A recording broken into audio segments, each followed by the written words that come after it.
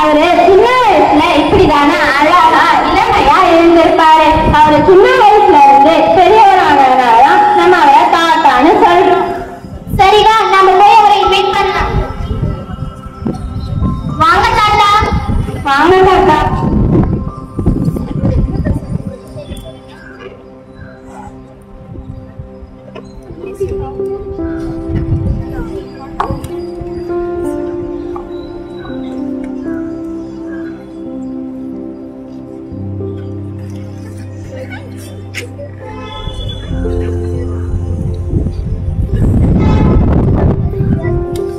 எல்லாரும் நல்லா இருக்கீங்களா?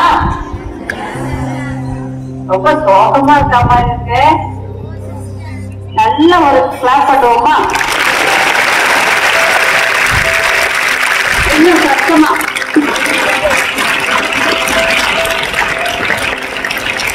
தாத்தாவை விஷ் பண்ணிங்களா? அட்லீஸ்ட் குட் மார்னிங் தான் சொன்னால தாத்தா நம்மளால பார்க்க வந்திருக்காரு. விஷ் பண்ணாம குட் மார்னிங் டியர் சில்ட்ரன்.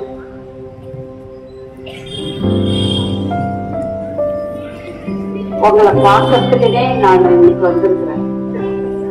ஏன் இப்படி எல்லாரும் தாத்தா தாத்தான்னு சொல்றாங்களே, இவங்க இளமையா வந்திருக்காங்களே அப்படின்னு உங்களுக்கு தோணும் இல்லையா?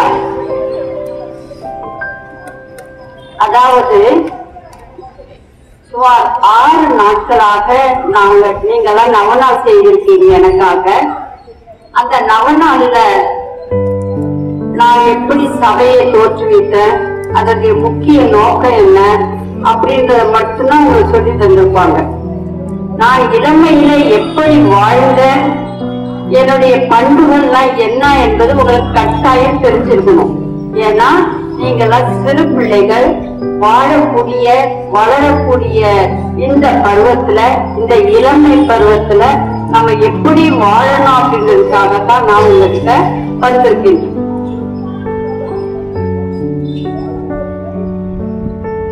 என்னுடைய ஊர் தெரியுமா உங்களுக்கு? தெரியாதா? பிரான்ஸ்ல பாரிஸ் நகர்ல எட்டியன் குடும்பத்துல சான்ஸ் என்னும் கிராமத்துல வாழ்ந்தவன் நான்.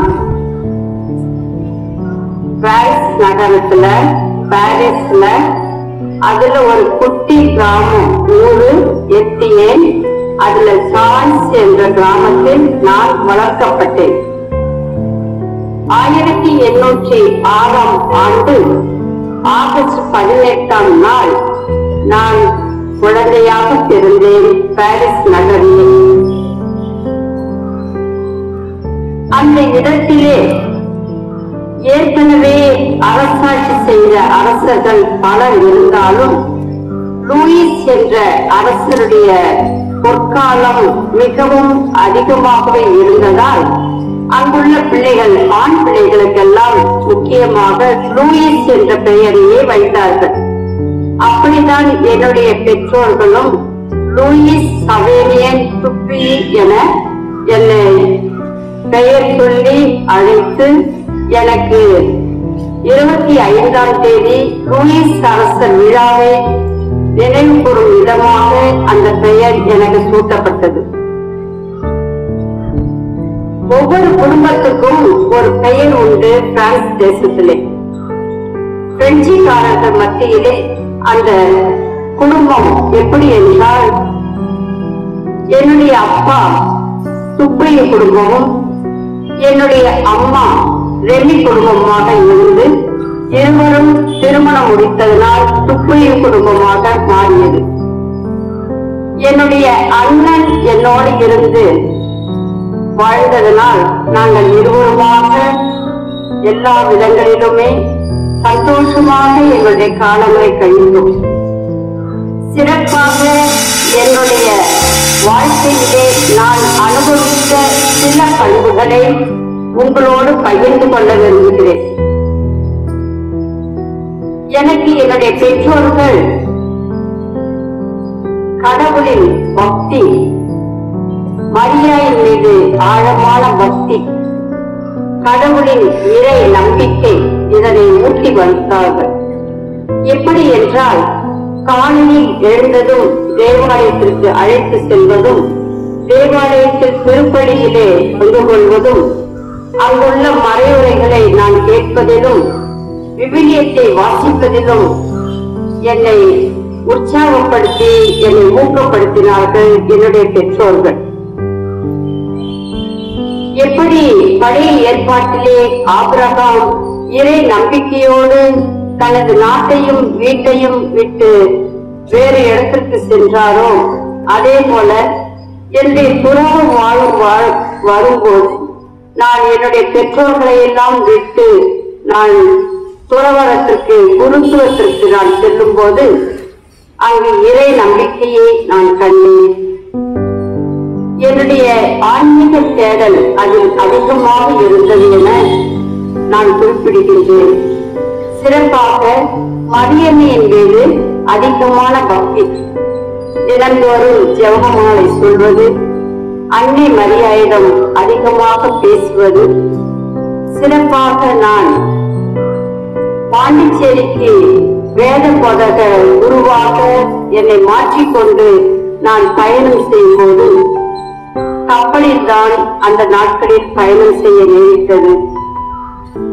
அந்த கப்பலில் ஏற்பட்ட அனுபவத்தை உங்கள் முன் நான் எடுத்துக் கூறுகின்றேன். கப்பலில் நான் வரும்போது கடலில் புயலும் காற்றும் மழையுமாக அதிகமாக பெய்து அந்த கப்பல் திக்குமுக்காடியது. அப்போது நான் அன்னை மரியாவின் உதவியை நான் நாடினேன். என்ன சொன்னேன் என்றால், அன்னை மரியாவே, நீர் எங்களை காப்பாற்றினால் நான் செல்கின்ற அந்த புதுவையிலே பாண்டிச்சேரியிலே ஒரு துறவர இல்லத்தை அமைப்பேன். உமது பெயரால் அந்த துறவர சபைக்கு பெயர் சூட்டுவேன் என அவர் முழுவதுமாக தன்னையே அன்னை மரியாளிடம் சரணடைந்தார். அதன் வழியாக அவருடைய கனவு நனவாகியது. துறவர சபையை ஏற்படுத்தி தமிழ்நாட்டில் இந்தியாவிலே முதல் துறவர பெண் சபையாக இந்த சபையை நான் ஏற்படுத்தினேன். இரண்டாவதாக விடாமுயற்சி. என்னிடத்தில் அந்த விடாமுயற்சி முக்கியமாக பள்ளிக்கூடத்திலே நான் படிக்கும் போது என்னுடைய படிப்பு வாழ்க்கையிலே கல்வி தரத்திலே நான் முதல் மாணவனாக இருக்க வேண்டும், நல்ல மதிப்பெண்களை பெற வேண்டும் என்ற ஒரு விடாமுயற்சி என்னுடைய உள்ளத்திலே இருந்தது. ஆகவே நான் என்னுடைய படிப்பிலே கவனம் செலுத்தினேன். காலையில் ஹாக்கி விளையாட்டிலும் பாடங்களை படிப்பதிலும் நல்ல நண்பர்களை தேர்ந்தெடுத்துக் கொள்வதிலும் விடாமுயற்சியாக இருந்து அதிலே செயல்பட்டேன். கடின உழைப்பு. கஷ்டப்பட்டு படித்தால்தான் நாம் முன்னேற முடியும் என்பதை மனதில் உறுதி கொண்டவனாய் கடினமான உள்ளத்தோடு என்னுடைய குடும்ப சூழ்நிலையை நான் எண்ணி பார்த்து அதன் வழியாக நான் அதிகமாக மார்க் எடுக்க வேண்டும் என்பதை மனதிலே கொண்டவனாய் கடின உழைப்போடு படித்தேன். என்னுடைய பெற்றோர்கள் என்னை பள்ளியில் சேர்த்தார்களே ஒழிய ஒரு நாளும் அவர்களை நான் பள்ளியில் அனுமதிக்கவில்லை. ஏனென்றால் அவர்களுடைய நலனை முன்னிட்டு நான் படிக்க வந்திருக்கின்றேன், நல்ல மதிப்பெண்களோடு படிப்பேன் என்ற கடின உழைப்போடு நான் படித்தேன், நல்ல மதிப்பெண்கள் பெற்றேன். என்னுடைய பெற்றோர்கள் என்னுடைய இறுதி தேர்வில் மதிப்பெண்கள் பட்டியலை வாங்க மட்டுமே அவர்கள் வந்தார்கள். அத்தகைய மனநிலையோடு நான் படித்தேன். என்னுடைய கடின உழைப்பு கடவுள் என்னை உயர்த்தினார்.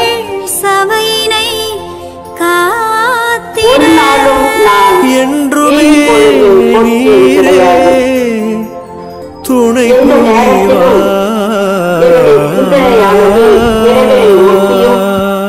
என்னுடைய படிப்பை நோக்கியும் என்னுடைய எதிர்கால வாழ்க்கை நோக்கியுமே சென்றது.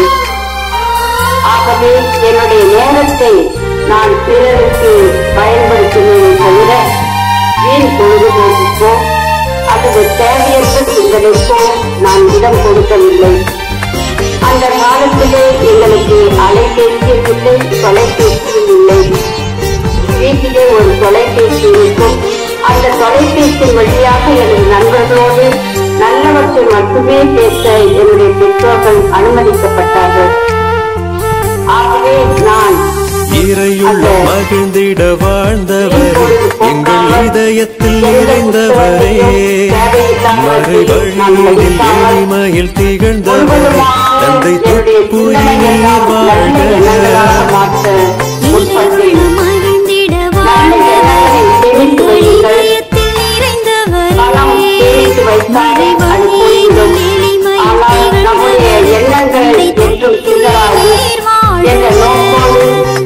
வளர்வோம் ஜபங்களினால்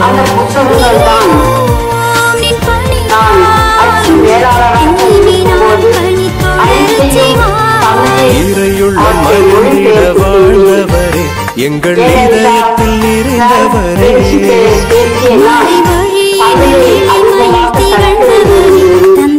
அந்த தமிழிலே அதிகமாக ஆதரவு கொண்டவனாய் தமிழை நல்ல முறையில் கற்று அதனை மக்களுக்கு, ஏழை மக்களுக்கு உதவும் வகையிலே பல வகையான நூல்களை எழுதி அதன் வழியாக மக்களிடையே ஆன்மீகத்தை நான் சேமித்து வைத்தேன்.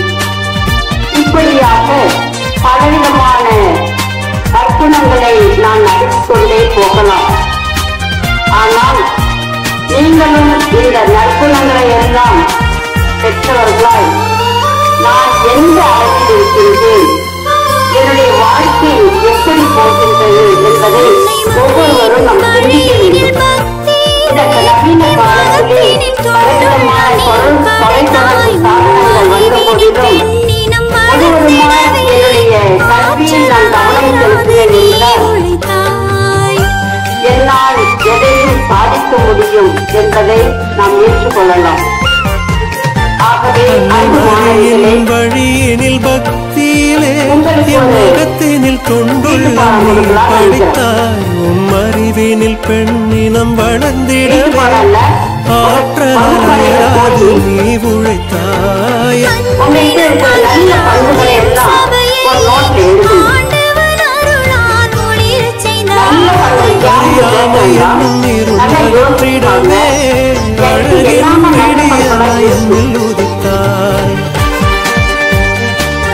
தீய பண்புகள் எழுதினாக்க பக்கமா இருக்கும், ஆனா நல்ல பண்புகள் எழுதுறதுக்கு யோசிப்போம். அதனால போன உடனே ஒரு நோட்ல அழகா உங்களுடைய நல்ல பண்புகள் எழுதுங்க. நான் இப்ப சொன்ன பண்புகள் ஏதாவது இருக்கா அப்படின்னு பாருங்க. அதே மாதிரி நம்மளுடைய மௌனம் என்னிடத்துல அதிகமாக இருந்துச்சு. அந்த மௌனம் இருந்ததுனால்தான் என்னால இந்த ஒரு பெரிய இது சாதிக்க முடிந்தது. இது ஒரு சவாலான வாழ்வு. ஒரு துறவற சபையை ஏற்படுத்துவது ஒரு சவாலான வாழ்வு. எத்தனையோ எதிர்ப்புகள், எத்தனையோ பிரச்சனைகள், எத்தனையோ விளைவுகள் வந்த போதிலும் நான் மனம் துவண்டு போகாமல் இருந்தது நான் என்னிடத்தில் உள்ள அமைதி. உள் அமைதி இருந்தால் வெளியிலே அமைதி இருக்கும். ஆகவே நாம் பேச்சை குறைப்போம், நல்லதை நினைப்போம், நல்லதை செய்வோம் என கூறி உங்களை அன்போடு வாழ்த்துகின்றேன். நீங்க நன்றா படிப்பீங்க, நல்ல மார்க் எடுப்பீங்க. ஆகவே உங்களை மீண்டுமாய் நான் வாழ்த்துகின்றேன். எப்பொழுதும் இந்த பள்ளிக்கும் உங்கள் ஆசிரியர் பெருமக்களுக்கும் உங்கள் பெற்றோருக்கும் இந்த சமூகத்திற்கும் பெருமை சேர்க்க வேண்டுமாய் உங்களை நான் கேட்டுக்கொள்கின்றேன். நன்றி.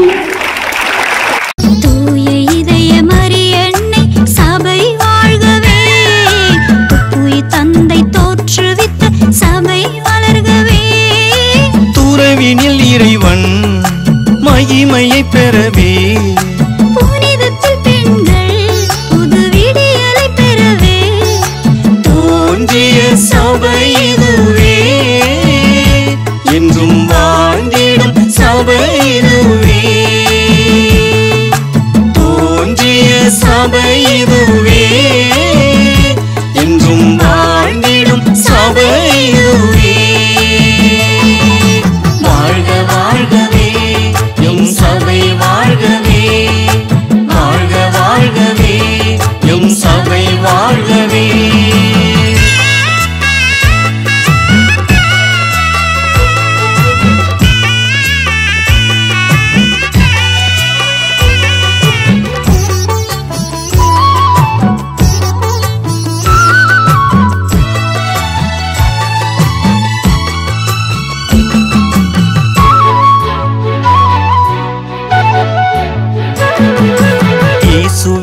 அழைப்பை ஏற்கும் இதயங்கள் எல்லாம் மரியின் இதயம் போல புனிதமாகிடவே சபை சட்டம் ஒழுங்கினில் நற்பயிற்சிகள்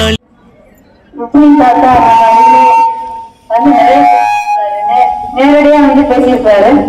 அப்படிதானே? ரொம்ப பிடிச்சிருச்சா? அவர் பேசுனதுல எல்லா கருத்துகளும் நீங்க உருவாக்குறதுனால சில கருத்துகள் முன்பாக இருக்கீங்க. முக்கியமானது என்ன சொன்னாரு? பணத்தை சேர்த்து வைக்கணும்னு சொன்னாரா? எண்ணங்களை சேர்த்து நல்ல எண்ணங்களை சேர்த்து வைக்கணும். பணம் டெபாசிட் பண்ணி அதை வித்ட்ரா பண்ணி போறோம். ஆனா எண்ணங்கள் எப்பொழுதும் நம்ம கூடவே இருக்கக்கூடியது நல்ல எண்ணங்கள். அதுக்கப்புறம் கல்வி நம்ம கூட இருந்தா எதையும் சாதிக்க முடியும் அப்படின்னு சொன்னாரு. அப்படிதானே? அதனால இதோட இது மட்டும் இல்ல, இன்னும் மற்ற நமக்கு தேவையான அருமையான கருத்துக்களை இப்படி பார்த்தா நேரிலே வந்து நம்ம பார்த்து சொன்னது போல் சிஸ்டர் வந்து நமக்கு சூப்பரா செய்து காட்டினார்கள். அவர்களுக்கு மிகப்பெரிய நன்றியையும் வாழ்க்கையும் பாராட்டையும் கரவழியோடு அன்போடு பாசத்தோடு தெரிவிக்கின்றோம். அவர்களுக்கு இன்றைய நவநாள் மலர்களால் அலங்கரிக்கப்பட்டுள்ளது. மலர்களால் அலங்கரிக்கப்பட்டு மனம் வீசி கொண்டிருக்கின்றது. அதோட டெக்கரேஷன்ஸ் ரொம்ப இனோவேட்டிவா நாளுக்கு நாள் அதிகரித்துக் கொண்டே இருக்கின்றது. ஒவ்வொருவரும் அவரவருடைய நாங்கள் யாருக்குமே சமமானவர்கள் அல்ல, எல்லாரோட நாங்கள் உயர்ந்தவர்கள் தான் அப்படின்னு சொல்லி ஒவ்வொரு வகுப்புமே மிக அருமையா காலத்துக்கு ஏற்ற மாதிரி மனசை விட்டு மறையாத அளவுக்கு எண்ணங்களை விட்டு நீங்காத அளவுக்கு டெக்கரேஷன் செய்து அதோடு அதோட அதிகமா முக்கியமா ஜெபம் செய்து அன்னைய அருளையும் அன்பையும் இறைவனுடைய ஆசிரியரையும் அவர்கள் பெற்று தந்து கொண்டிருக்கின்றார்கள். இன்று இறைவனுடைய ஆசிரியரை அதிகமாக அன்னை வழியாக நமக்கு பெற்று தந்தவர்கள் 9ஆம் வகுப்பு ஆசிரியர் பெருமக்கள், மாணவ செல்வங்கள் மற்றும் நிதியான அவர்கள்.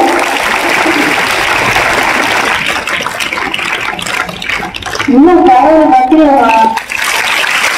வெளியில உட்காந்து சேர்ந்துட்டீங்களா? அதெல்லாம் வாழ்க்கை பிள்ளைங்க எவ்வளவு வேணும் நீங்க எல்லாருமே. சரிங்களா? Thank you so much.